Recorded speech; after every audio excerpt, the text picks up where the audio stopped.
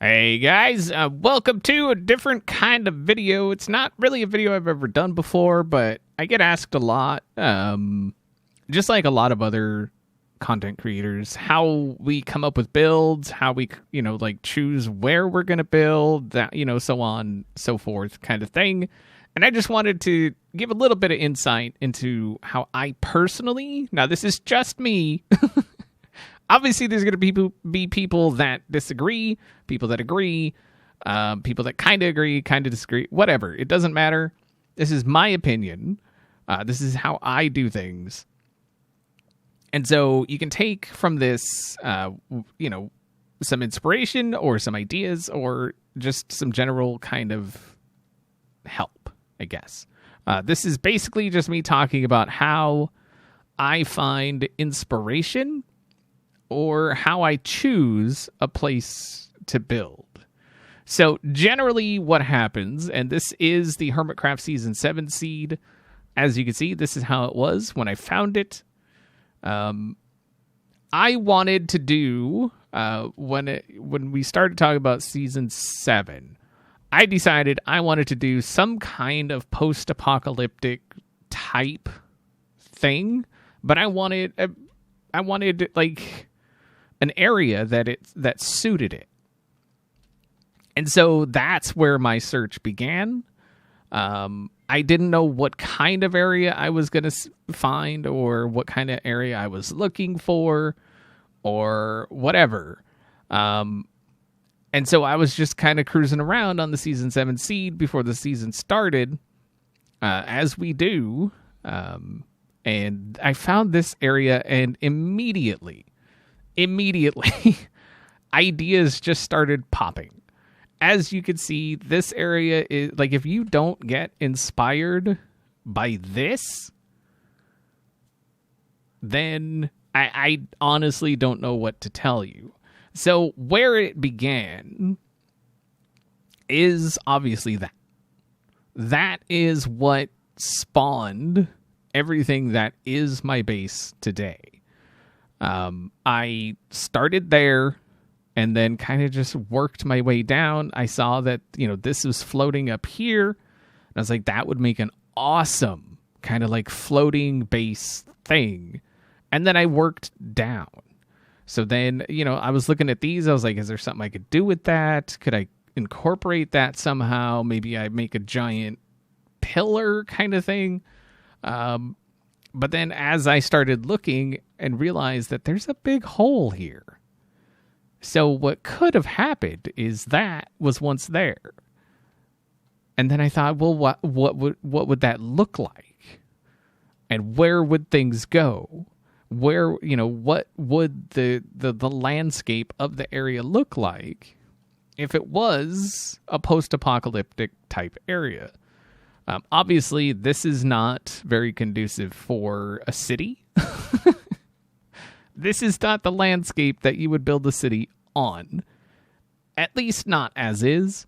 So, obviously, some flattening needs to happen and stuff like that. Really, the main thing that I feel that I need for inspiration is an area. I'm a big believer that you fit your build to an area instead of fitting an area to your build, I guess. Now, obviously, I did a ton of like landscaping and flattening and all of that. But if you look at this and then you look at where it is now, you can see that this is where it started. You could see that they go together, is what I'm trying to say. I'm not going to talk about the village area because that's completely different than what I actually started with. Like, it's a so very different kind of thing. But you could see that it is basically the same thing. This is the main drag that I kept. And then, we've got the building back there. But I feel like people too often discount an amazing terrain. They're like, oh, well, you know, if you're a builder, you should be able to build anywhere. While that is kind of true, I kind of agree with that. I feel like discounting amazing terrain is just, it's criminal. Like, you can't find an amazing thing and then go, I'll just build over here. Like, you can't do that. You have to. You have to. So what we're going to do is I want you guys to see exactly what I'm talking about. So we're going to get up in here. We're going to go boop, boop. And there it is. So you can see where it started, where it ended up, and possibly how I drew my inspiration from the different areas. So, like I said, this is where it started. I tried to picture something that would be there. Like, that was my main goal. Because once this is figured out, it kind of all just goes through. But you got to also leave yourself open. Like, all of this, none of this was a thing when I first started. And then we just, decided, I think it was during a stream, actually, that maybe, this is keeping the infection away or, helping fight the infection. It's turning it into mycelium, blah, blah, blah. It was like a whole thing. And that was long before the mycelium resistance, where I thought, mycelium could be a good thing. I don't like mycelium. I don't think it's a good looking block. I think it has its place, like this, but that's kind of that. So I know it's a lot of talking, a lot of me just looking around, but you have to, or I have to look at an area and go, okay, what fits there? What could be that? What could be there? So, for instance, the arena, it follows the contours, basically, of where it's built. Like, it's very symmetrical. It is very, very symmetrical, as you could see. But, and this is where it started. This is what it was. This is what it grew to be. But I saw the area, and I didn't change the landscape of it a whole lot. I did some flattening. I did some kind of tweaking. But for the most part, this is how it was. I just built onto it and used it as the inspiration and as the base. It's like if you're an artist and you're making a painting, you're not just going to grab a piece of paper and start painting on it. You need a good canvas. And so that, to me, is what the landscape is. It's a canvas. And you're just adding to it. You're not taking it away. You're not hiding it. You're adding to it. So if you look at it that way, maybe that will help you in the future just kind of mull over some ideas and just see where things could go. Like the city, this was going to be a city. That was the idea. There's going to be a city here. And then I saw this and I was like, that's a perfect place for like kind of like a little suburban housing community kind of thing. Maybe it's still being built. Maybe, when all of the everything went wrong, it was still being built. But that was a long time ago. And so now the ones that were built are actually now just in disrepair, falling apart. You can see parts of it were patched by survivors, that sort of thing. And so that's part of just kind of leaving yourself open to what may come. Planning can be a good thing. It really can. But there's a point where planning gets in the way of artistic creativity.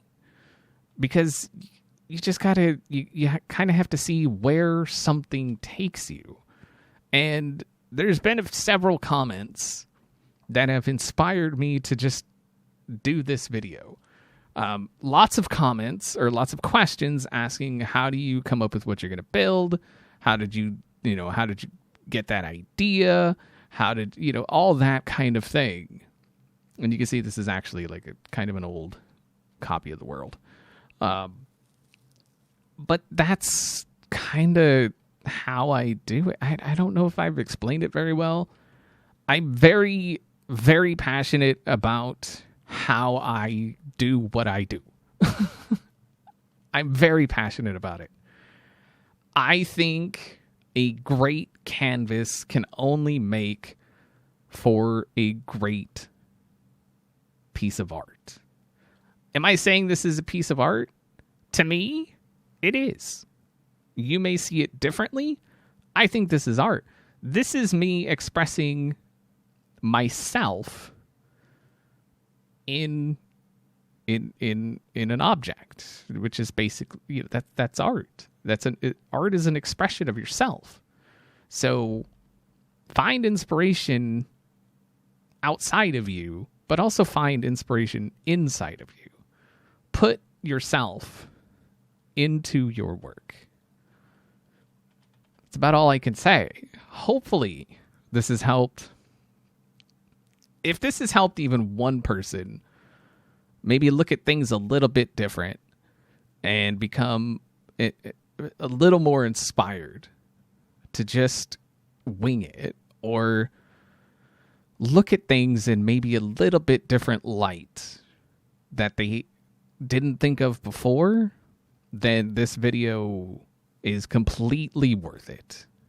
And I really do hope you guys take this for what it is. It is, again, I'm not saying I'm the best builder. All I'm saying is I enjoy what I build. If I didn't, it wouldn't stay. There's a lot of things I have built that nobody's ever seen. So do what you do.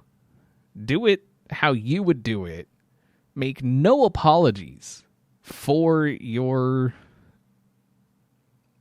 way you do things, because that is who you are. That's part of who you are.